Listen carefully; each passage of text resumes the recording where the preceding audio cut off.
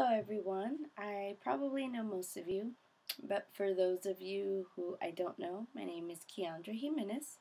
I am very much looking forward to this capstone class and to graduation and all the exciting things that we have to look forward to moving forward. So, a little bit about myself. Well, first off, I am maybe kind of interesting. I don't know. I think interesting in that I am interested equally and dually in art, which is this side of me, and literature, which is this side of me. I love color, obviously, so I love to paint. I love to make quilts, and it's probably the biggest passion in my life next to my family and God, of course, and quilts. I don't know if I love literature or quilting more. Probably, let's just say it's an equal passion of mine. So I paint, I homeschool my children, I make quilts, and I do lots of creative things in addition to loving literature. Now, what I like to study is I like to study Black American women's literature. I find that I am deeply passionate about the literature by these women and the work that they do and the need to express the culture that they are a part of and that they are witnessing and the efforts to preserve the culture. It's what I aspire to do. I aspire to be a writer, and so it's kind of just a natural for me. And then also within the Black American tradition, we have a very strong oral storytelling tradition. So I grew up hearing stories about my grandmother's childhood as a sharecropper, her parents, and my aunties, my aunt, and my uncles. Storytelling is just a large part of who we are, and a large part of how we preserve our culture and how we see ourselves and understand ourselves and our experiences in the world. So that is a reason why it's so important and I'm so passionate about it.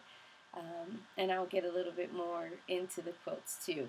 As far as what I'd like to study for this senior project, I am interested in looking at slave narratives, and particularly slave narratives by African women slaves, or those women that are my descendants as a Black American woman. And so I have a large stack of books here. It's actually really big, and it goes much further than the frame here. There is a collection of books that are by just Black American women, slaves, and their stories. There's also some things that cover just voices of slavery that are women and men, and their stories that were preserved and told and then transcribed. I have already started reading Incidents in the Life of a Slave Girl by Harriet Jacobs, and I'm quite embarrassed to say that it is only 166 pages. I started reading it about a week and a half ago, and I am only on page 52. Now, the reason why is because I have found it to be incredibly painful to read these stories and to read what happened to the character, knowing that it's true, knowing that this is what she went through. It is absolutely heart-wrenching and heartbreaking.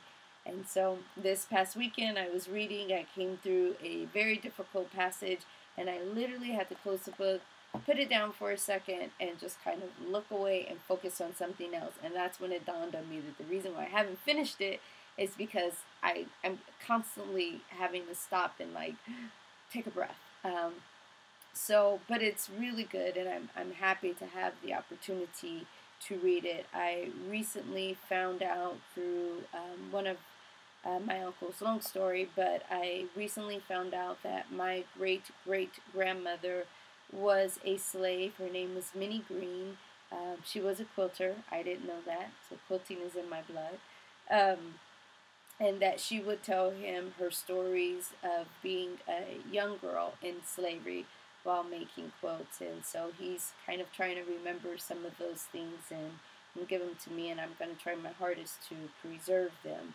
So as you can see, this is a passion of mine because I really truly feel like it runs through my veins, and I really, um, you know, how else could it not be a passion of mine?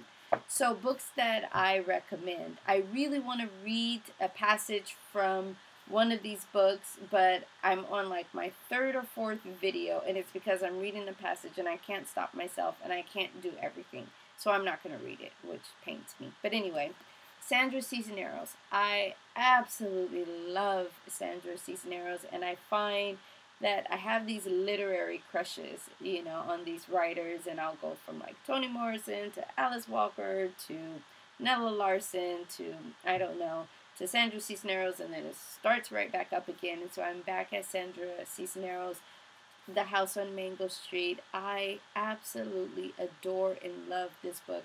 Sometimes I just pick it up just to read a couple of pages. I love it so much I buy it for people that I love. So if I find out that you haven't read it or you don't have it, I'll probably buy it for you. It's just amazing. And then Woman Hollering Creek is another one of hers. I can't tell you which one I love the most because they both have different, really beautiful stories and aspects to them. So I highly suggest reading any of Sandra Cisneros. She is very much a poet, very much a storyteller, very much a woman who is seeking to preserve her culture, and just tells us a very American story. You know, it's really beautiful. Something that annoys me. Okay, guys, do not laugh. And um, I'm kind of embarrassed about it, but okay, I have sensitive ears, and I hate it, hate it when people eat loudly, and particularly close to my ear, and particularly when I have earphones on, when I'm on my phone, and I have the earbuds in my ear, and they're just chomping away, and it's like, I just like, you might as well just shoot me in the ears. My ears bleed. It's so painful. So yesterday, I'm doing grocery shopping, and I'm talking to my husband, and I have my earphones in, you know, talking to him, and he's just, yes, I was just through. I was just through. I had to hang up the phone. I had to turn on some music and put it's just, I have issues. I know, don't laugh. I just have issues. So, okay, something beautiful. Okay, so I told you guys that I love to quilt, and so this is a quilt that I made my grandmother, and that she used probably the last 5 years or so of her life. She used it faithfully. There's bleach stains where she has just washed it and washed it and washed it. Um, she had it the last week of her life, and so now I have it, and it is extremely beautiful to me. And there's this blanket right here, which is coral shade, and that's something that my grandmother always had with her on her belt and on her bed. She's like me. Well, she was like me. She was always cold. And so when I was a little girl, when I was sick, or when I was spending the night over at my grandma's house, that blanket there was always on me, and it was just, I always remember pulling it up and, you know, taking a deep breath and smelling grandma's love. And so when I'm sick, a lot of times I cuddle up in that, or when I'm sad or missing her, and I swear I can still smell her in it because I refuse to wash it, because for a year it still smelled like her. So anyway, those are my personal things of beauty. And then another thing of beauty, I talk so much about these quilts that I am passionate about, and these Black American women quilters and Black American women writers, and I just wanted to show you some images of some quilts. This is G's Bin Quilters. I can't go into it on this video because I'm running out of time, but I will be happy to go through it if I see any of you in class, so feel free to just say quilt and I'll just go. Okay, so let me show you some beautiful, beautiful quilts. I know. They're so gorgeous. They're so beautiful. Let's see. And let's see. Here's some more.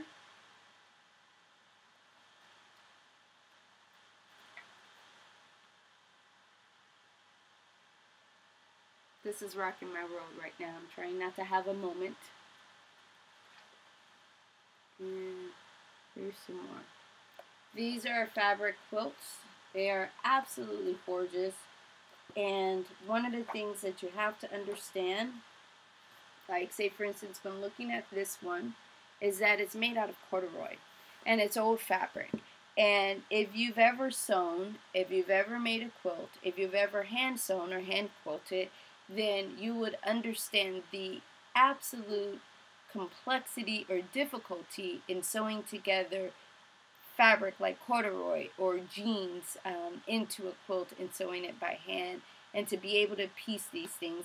Another thing that's so important is that these women have no concept of art, none whatsoever. A lot of these quilts have been found and are hanging and they're selling for thousands of dollars and whatnot now. And these women, they're like my grandmother. They're like, what? Art? I don't even know what art is. They do it and they make them out of necessity. This is not something that they do to make art because they cannot afford to make art. Most of it is scraps of clothes from a deceased loved one, something that maybe their kids grew out of. It's just old fabric junk. So it's just beautiful. I really urge anyone to look into G's Bend or to look into Black American women quilting, and if you're interested in it, it's such a rich and beautiful tradition, and it actually dates back to 10th and 11th century West African and Central African fabric construction. I can go on and on forever about it, but I'm sure you guys want me to stop. And then finally, a little bit about me. Again, I like to write stories. I like to make art and make things with my hands. And sometimes I get these opportunities to actually bring the characters in my stories to life. This lady back here has a story going on about her. She's dyslexic. That one down here, that's my grandmother cooking in the kitchen. But anyway, this is another character, probably, I don't know. She's probably a slave character or something, but she's something that I have made. I make her clothes too, which is quite fun for me. Actually, I don't make them now because I don't have the time with this program. But anyway, so that's a little bit about me. I hope you guys enjoyed it. I know this video is long. You guys know me. You know Keandra talks. I don't know no other way. I just have stories to tell. I don't know. I just have stories to tell. I have so much to say, and it's painful that I'm cutting it short here. But anyway, I hope that you have maybe understand me a little bit more and understand why I'm so passionate and geeky when it comes to some of the things that I get all excited about. I look forward to working with all of you, and let me say it here, if you need help on anything, if there's anything that I can do, I am more than willing to extend my hand out and to help anyone. That's just the way I roll. So if you need anything, Lance or mail me, grab me in class, after class, whatnot, and I will do my best to try and help you and to try and support anyone. I look forward to this. I wish you all a wonderful semester, and may God be with us, and may we create really, really awesome work.